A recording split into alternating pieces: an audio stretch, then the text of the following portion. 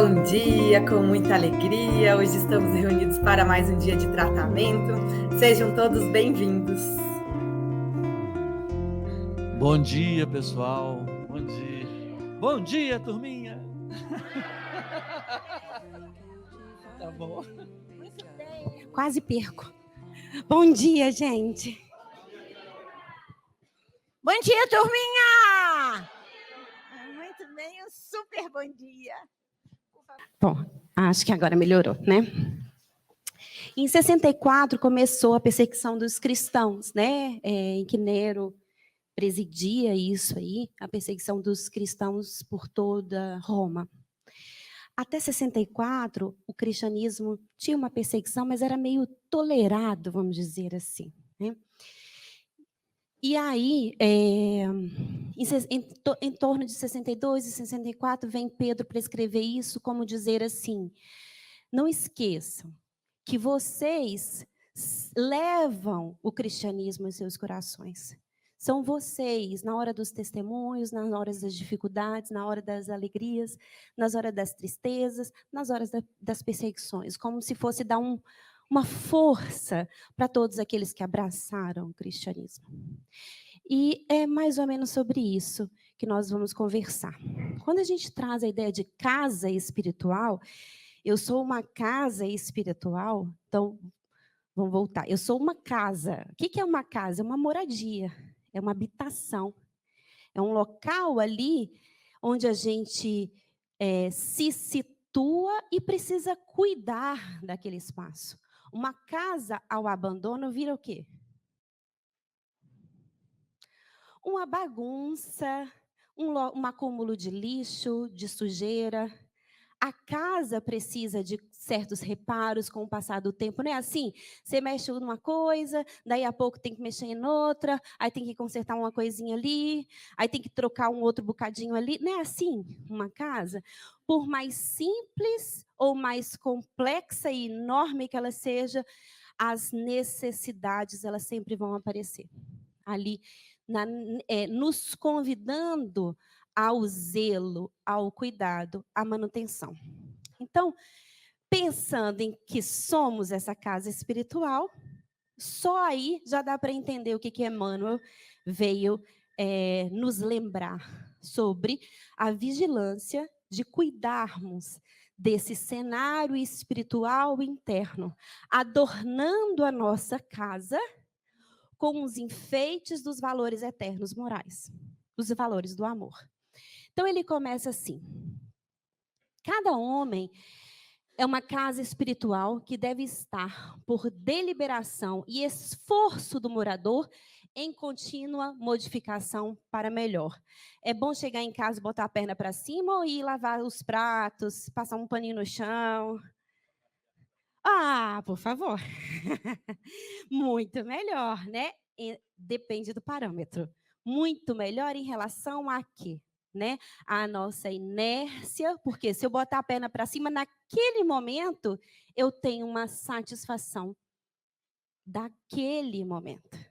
Mas o acúmulo disso, a gente vai ficando ali naquele cenário que foi construído pela nossa inércia. E aquele cenário não vai ficando gostoso de ficar. Não vai ficando um espaço agradável de ficar. Então, por uma satisfação momentânea e passageira, a gente acaba desorganizando o nosso cenário, onde a gente pode, por pequenas parcelas de dedicação, fala assim, os espíritos falam isso conosco nas obras de Kardec, basta um pouco de boa vontade. São aqueles pequenos incrementos de ajeita uma coisinha aqui, arruma outra ali, não acumula. Eu sujei, eu limpo. Eu baguncei, eu organizo. Eu cometi um vacilo, eu falo, opa, eu já entendo que não é por aí. Como que eu posso fazer diferente da próxima vez? Ou até agora? Como que eu posso organizar essa baguncinha que eu acabei de fazer aqui? E aí, às vezes, por orgulho, que é a inércia da gente de botar a perna para cima, né? No orgulho a gente fala, larga para lá. Na vaidade a gente fala, eu que tenho razão. Na preguiça moral eu que falo, depois eu penso nisso. E a gente vai deixando-se no abandono, largando a gente mesmo para lá, abandonando a casa interna, abandonando a nossa casa espiritual. Então, exige sim o esforço do morador em contínua modificação para melhor. O Karnal tem um exemplo que eu gosto muito. O Karnal é um filósofo e ele fala assim, olha, esforço é igual a banho. Tem que ser todo dia. Não dá para no dia seguinte você falar assim, já tomei ontem, valeu pela semana. Vai dar ruim, não vai ficar agradável. Então, tomou pelo menos no outro dia. Você tem que tomar de novo. Aquela manutenção é contínua. É algo que você tem que fazer frequentemente. E assim, várias coisas na nossa vida física. Vai para a academia, malhou, uma semana de férias, voltou, é a mesma coisa? Não é. Não vai ser a mesma coisa. Largou um pouquinho de lado, acumula uma bagunça. E aí a gente vai ter um esforço ali para retomar. Então, é esse esforço contínuo do morador para modificação para melhor. E aí o Emmanuel fala assim: valendo-nos do símbolo, recordamos que existem casas ao abandono, caminhando para a ruína, e outras que se revelam sufocadas pela era entrelaçada ou transformadas em redutos de seres traiçoeiros e venenosos da sombra. Aparecem de quando em quando edificações relaxadas, cujos inquilinos jamais se animam a remover o lixo desprezível, e observam-se as moradias fantasiosas que ostentam fachada soberba com indisfarçável desorganização interior, tanto quanto as que se encontram penhoradas por hipotecas de grande vulto, sendo justo acrescentar que são raras as residências completamente livres, em constante renovação para melhor. Dava um dia de estudo esse parágrafo, não dava? Vamos tentar resumir. Quando a gente pensa assim no abandono, tem um exemplo no Céu e Inferno, na parte que fala de espíritos sofredores, da Angeli. É assim que fala, Valdemar? Angeli. Dos espíritos sofredores.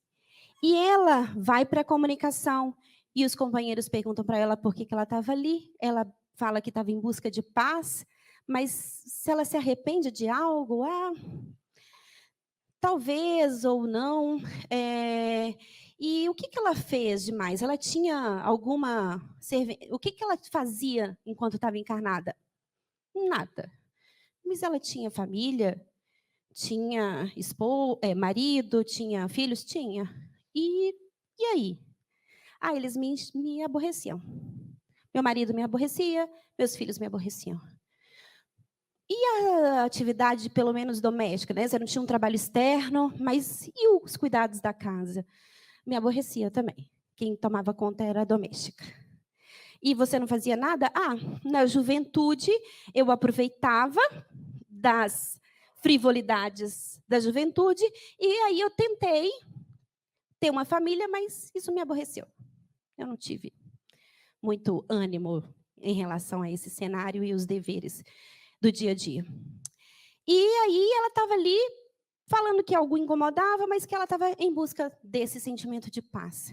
E aí os companheiros falavam assim, então ajude as pessoas então que ficaram, né, por meio das suas, dos seus bons pensamentos, das suas orações. Não sei fazer oração. Então vamos fazer junto. Eu te ajudo, você quer? Não, não quero.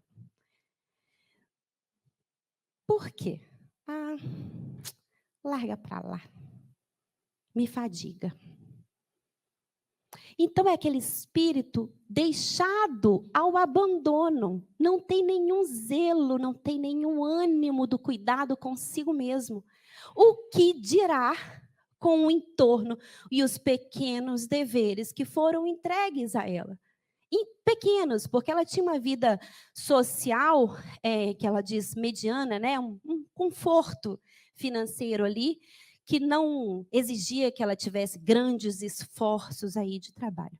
Eram aquelas pequenas coisas do dia a dia, que são muitas, se a gente deixa o abandono. Se a gente se entrega a deixar a perna para cima. E aí, os espíritos falam assim, ou os companheiros falam assim. Peraí.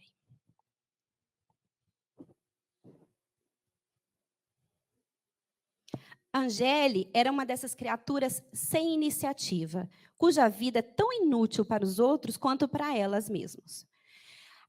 Amando apenas o prazer, incapaz de procurar no estudo, no cumprimento dos deveres da família e da sociedade, essas satisfações do coração, que são as únicas que podem dar encanto à vida, porque pertencem a todas as idades. E aí, mais na frente, ele nos orienta assim: trabalhai sem cessar, cumpri todos os vossos deveres sem exceção, cumpri-os com zelo, com cuidado, né, nessa casa, com coragem, com perseverança, e vossa fé vos sustentará. E nos dão uma orientação: como corpo destinado ao serviço do Espírito, somos uma casa espiritual. Vosso corpo não é senão uma máquina submetida à vossa inteligência. É a nossa vontade, que precisa ser empregada ali, para que a gente possa desempenhar atividades. Se for da nossa vontade, a gente põe a perninha para cima. Se for só deixar, não deixa por conta dos nossos desejos, perninha para cima. Mas é a inteligência que fala: se eu botar a perninha para cima agora, eu vou ter que fazer 2 vezes amanhã, ou daqui a pouco, vai me dar mais trabalho, vai juntar sujeira, vai chegar bicho, né? E assim a gente vai fazendo os nossos deveres diários. Trabalhar e cultivar, então, a inteligência, a fim de que ela dê uma impulsão salutar ao instrumento, que deve ajudar o espírito a cumprir sua tarefa. Não lhe deis repouso nem trégua. Adeus, perninha para cima. Não lhes dei repouso nem trégua. E lembrai-vos de que a paz a qual aspirais não vos será dada, senão depois do trabalho. Portanto, durante todo... Aí a perninha para cima chegou, né? Trabalhou, é a hora do meu sossego, né? E lembrai-vos de que a paz a qual aspirais não vos dará senão depois do trabalho. Portanto, durante todo o tempo em que tiverdes negligenciado o trabalho, todo esse tempo durará para vós a ansiedade da espera.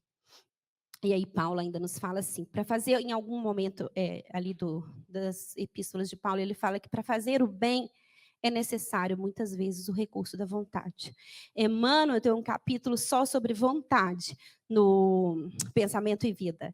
Então, e ele fala que a vontade, é a nossa força motriz, a nos impulsionar para a execução das nossas atividades, do nosso aprendizado. É a partir dessa vontade que a gente vai delineando os nossos desejos, atendendo aí, alinhando aí com aquilo que é a nossa centelha divina, com aquilo que é a lei de amor. A gente vai se afinando as nossas cordas íntimas com a lei do amor. E aí sim a gente pode falar da expressão do nosso desejo junto com a nossa vontade. Mas ainda somos infantis, ainda a gente quer a perninha para cima antes do trabalho, né? Uma outra coisa, além de abandonar a nossa casa espiritual, a gente também pode adornar a nossa casa espiritual.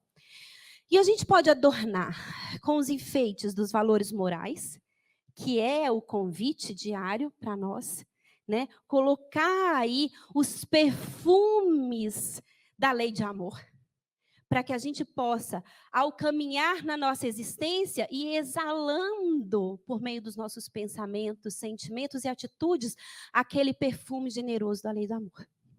Esse é o efeito sagrado e essencial.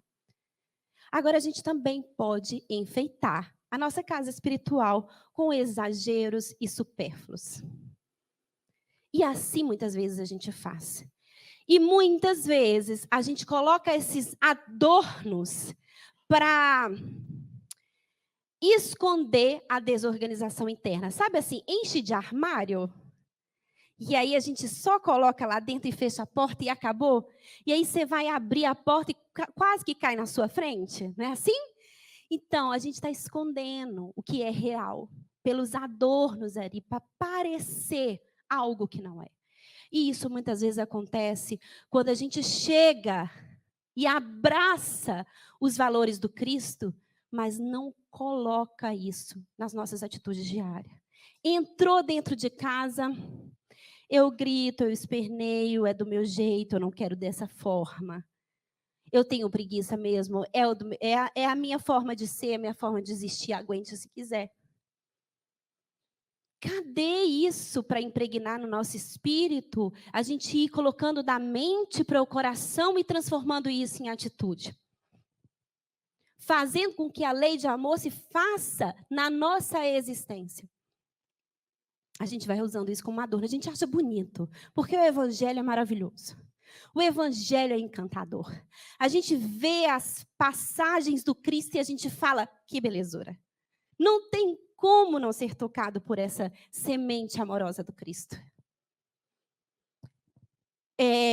Há 2000 anos, Públio Lentulus encontra Jesus e sente aquela semente ser fixada na sua alma. Ele precisou de um tempo para deixá-la desabrochar, mas foi tocado pela semente do amor. E vários outros exemplos a gente tem isso no Evangelho. Né? E a gente, às vezes, é tocado e deixa para lá, larga para lá. Às vezes, a gente é tocado, a gente entende que vale a pena e a gente usa da boca para fora. São os enfeites que escondem a nossa desorganização interior. E, às vezes, a gente começa a sedimentar essas conquistas no nosso espírito, no esforço sincero dessa transformação interior, que não é da noite para o dia. Então, para construir uma casa, ninguém constrói da noite para o dia. Né? Ainda que sejam aquelas casas modulares, precisa de um tempinho. Os engenheiros aí possam me ajudar. A gente precisa de um tempinho. Para você ter uma formação acadêmica, você precisa de 23, 25 anos para ter ali uma formação completa ali, doutorado, pós-doutorado, e saber de um círculo de conhecimento. Um conjuntinho de conhecimentos ali, limitado ali a alguns conjuntos de saberes. E para saber sobre os valores do espírito? Isso leva tempo, leva dedicação, experiência, recomeço, fazer novamente. Tem uma música do acredito que eu esqueci o nome dele. Gilberto Gil. Como é que esquece? Uma música do Gilberto Gil que ele canta, eu acho que é com o Emicida, e ele fala assim, um trechinho: viver é partir e repartir. E aí eu fiquei pensando nessa música, eu falei, viver é partir e repartir. E aí, é isso, né? Porque a gente vive, parte, aí volta. Viver é partir, voltar e repartir, é isso. Aí volta e tem dois entendimentos aí. Quando a gente volta, a gente vai partir de novo. Eu vou repartir. Mas eu volto também para aprender a distribuir, aprender a amar, aprender a repartir. Então, viver é isso. É partir, dividir, contribuir, voltar, fazer de novo e aprender a lei de amor e da caridade, da fraternidade e da solidariedade. Porque são esses os valores do Cristo. Os enfeites do Cristo são esses. Tem um texto, Vinha de... eu vou dar um spoiler do próximo. Pode, Theo? Vinha de Luz 134. Quem é a semana que vem? A Zenaide? Então, eu vou dar um spoiler da Zenaide. No finalzinho, ele fala assim, um homem não será superior porque satisfaça opiniões passageiras, mas sim porque sabe cumprir em tudo os desígnios de Deus. Então, a gente vai sedimentando esses conhecimentos na nossa existência, para que a gente possa cumprir os desígnios de Deus. E quando a gente fala, quais são os desígnios de Deus? Chico disse que só precisava amar. Ó, Cristo disse que a gente não precisa de muita coisa, só amar. É só isso. Por que a gente complica tanto? Só precisa dessa coisinha chamada amar.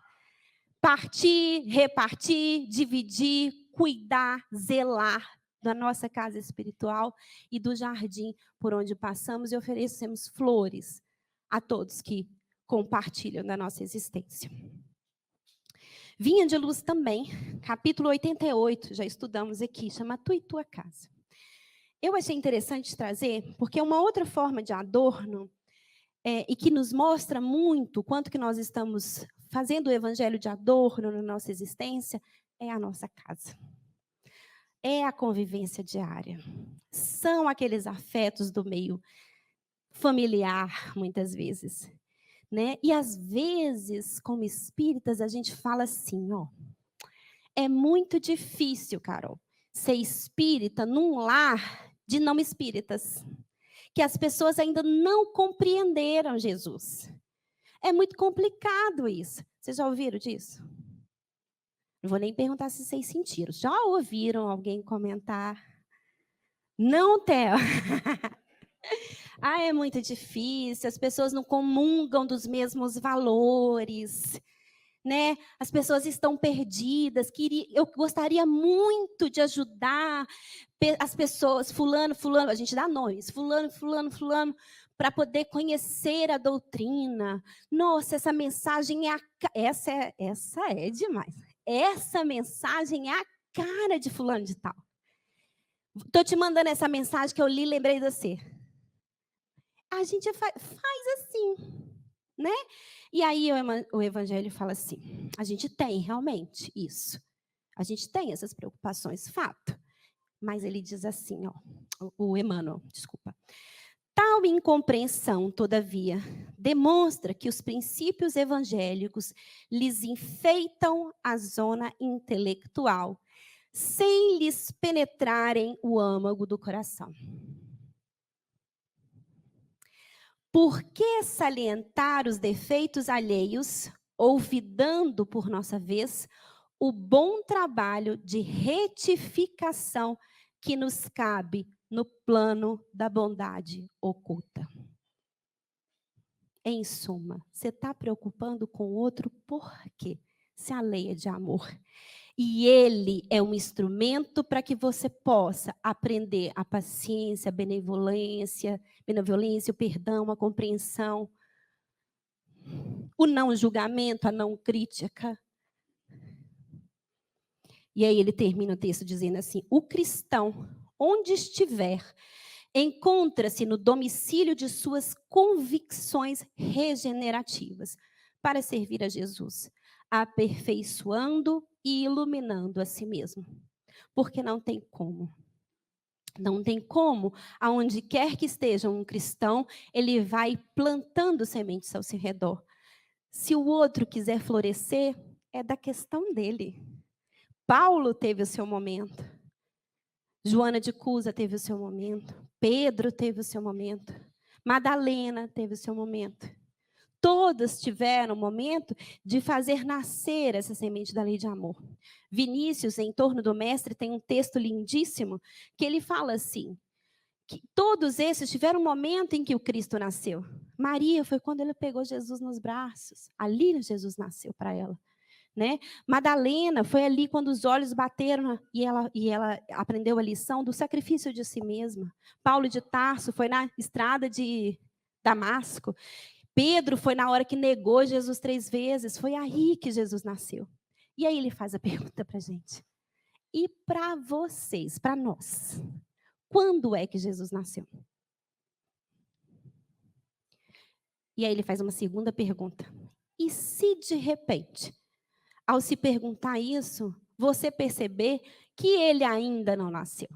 Porque é possível que estejamos diante de uma circunstância muito externa, que a gente ainda não tem absorvido para nós, a gente ainda quer para o outro, a gente ainda quer para parecer, a gente ainda fala porque é bonito e é encantador. Mas é aqui, no silêncio da nossa alma, que nós vamos germinando essa semente da lei de amor.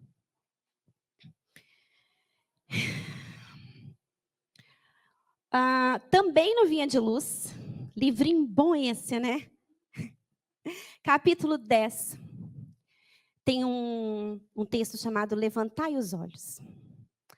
E eu fui lendo esse texto e fui pensando nas nossas dificuldades mesmo, né? E ele explica um pouquinho para nós que, como nós estamos muito presos a essa efemeridade, a esses prazeres momentâneos, a gente esquece de olhar para cima e ver a grandeza da obra divina. A gente sabe da nossa finitude, sabemos, mas não falamos dela, não comentamos sobre ela, a gente tem medo da nossa finitude. E coisas não elaboradas ficam marcadas, né, Soraya? Ficam ali, né? Não elaborou, é como se fosse um processador de computador. Olha, você precisa resolver isso, atualiza essa parte aqui. Essa atualização não foi feita. E vai repetindo, vai repetindo, vai repetindo, porque a gente precisa processar as nossas coisas íntimas. E aí a gente sabe de finitude, fica com medo dela, não fala dela, mas vive em razão dela. A vida vai se acabar. Então a gente tem pressa para viver. Mesmo que não perceba, a gente vai quero aprender, eu quero botar minha perninha para cima, porque eu preciso ter o prazer da vida. E a gente vai entendendo o prazer da vida não com os recursos divinos, mas com os recursos efêmeros. E aí esquece de levantar os olhos e perceber a grandeza que tem na obra. E ele fala assim: há que levantar os olhos e devassar zonas mais altas. É preciso cogitar da colheita de valores novos, atendendo ao nosso próprio celeiro. É preciso cogitar que existem coisas a saber, que existem coisas a descobrir, que existem coisas a refletir e que nós precisamos usar de tempo de existência para que a gente possa fazer esses processos de reflexão importantes para a nossa alma. Verdades eternas proclamam que a felicidade não é um mito, que a vida não constitui apenas o curto período de manifestações carnais na Terra. Não é só isso. Que a grandeza divina é a maravilhosa destinação das criaturas. No entanto, para receber tão altos dons, é indispensável erguer os olhos, elevar o entendimento e santificar os raciocínios. Moisés, ele não faz um percurso para a terra prometida? Né? A ideia ali não é atravessar o deserto para a terra prometida, não é isso? Há um deserto a ser vencido na nossa aridez interna de valores. Há um deserto a ser trabalhado. É o deserto da nossa intimidade, porque é a gente com a gente mesmo. Não adianta, não adianta. Eu posso estudar com o Theo todos os dias, mas ele vai ter o processamento dele e eu vou ter o meu. É cada um no seu ritmo, no seu jeito, na sua compreensão, da sua forma, vencendo os nossos desertos, a aridez de muitas coisas que a gente deixou de cultivar, de cuidar, para que a gente possa ter essa chegada na tal terra prometida, que é a lei de amor. A terra prometida, Kardec vai trazendo informações para que a gente possa ir compreendendo melhor o que já foi dito antes. É sobre a lei de amor que nós estamos falando. Esse cenário de paz, de felicidade, é a felicidade de estarmos em conjunto, em consonância, em afinidade com Deus. Vocês estão me olhando com a carinha assim?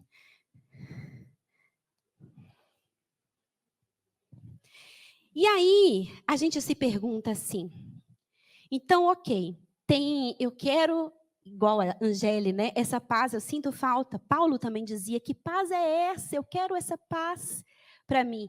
Era fiel a Moisés, mas não conseguia sentir paz. Então, é essa paz que nós buscamos.